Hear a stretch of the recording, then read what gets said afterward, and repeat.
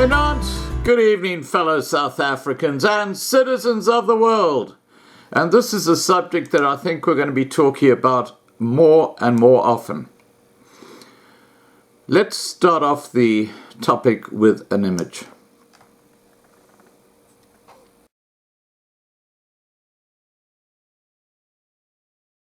Okay, I think you get the subject here. It's about double standards in justice, and in particular when it comes to the Equality Court and involving the South African Human Rights Commission. And what I've attached below this video is a link to a PDF that's been compiled by the Institute of Race Relations, and this is a shout out to Susan. Thank you, Susan. And if you look at from about page 25 on, you will see examples of double standards where white individuals have faced huge fines, even jail sentences, for fairly minor hate speech, whereas politicians like Zuma, like Malema, other ANC cadres, people who have said things on Facebook which are obnoxious, these are black people who said these things, are just let off with a slap on the wrist. And if you look at in context what people like Zuma and Malema have said in the public arena, it's a million times worse than the Mombergs and the Penny Sparrows and these other people who've been fined huge amounts of money on top of, in Momberg's case, a 2-year prison sentence.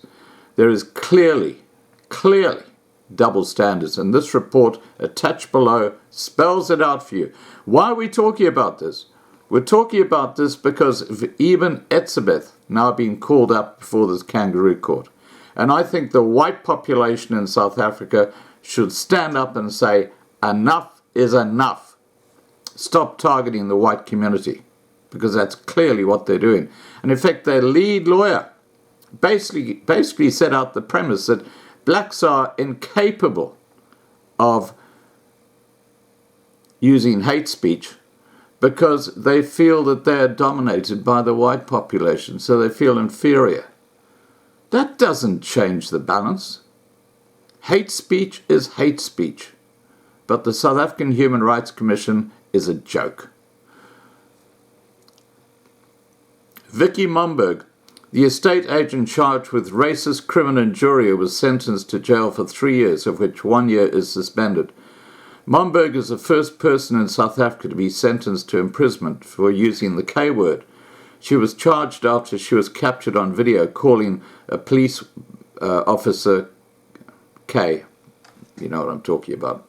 Now, of course, the circumstances behind that, she was under extreme duress. She'd just been a victim of a smash and grab.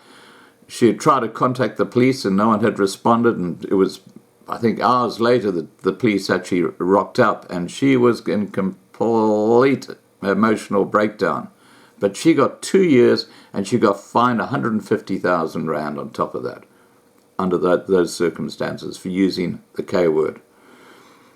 This, of course, sets a legal precedent. From now on, the Momberg case will be used as a guideline for investigating, charging, and punishing any person who uses terms and expressions which can be regarded as racist. At the same time, it highlights the double standards of the law in judging such matters. Only this week, we have reported about a serving Defence Force officer who publicly and blatantly asked for the torture and killing of white people. He was only verbally reprimanded by his commanding officer for that. Why is he not in court next to Ms. Momberg? Why does he not serve a 3-year sentence?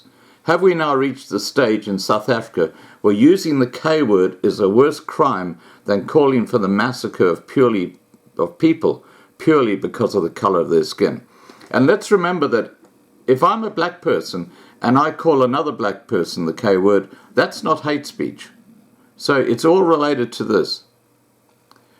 One can only imagine how the liberals and the media will run with this story. All we can say is count your words from this moment on. The witch hunt has started. And look, as I said at the very beginning, it's time for the white communities to stand up against the South African Human Rights Commission have some protests outside their offices, make their voices heard, that this is totally ridiculous. And what they've done with Ibn Etzebeth to basically find him guilty before he even goes before a court is disgusting in the extreme. But this is South Africa, the most unjust country in the civilized world. All right, guys, please remember to subscribe to be kept informed. Ring the bell for the updates. Please like this video. Please share this video. And above all, stay safe. Bye for now. In breaking news, Vicki Momberg has just handed herself over to the police at the Douglasdale station in northern Johannesburg.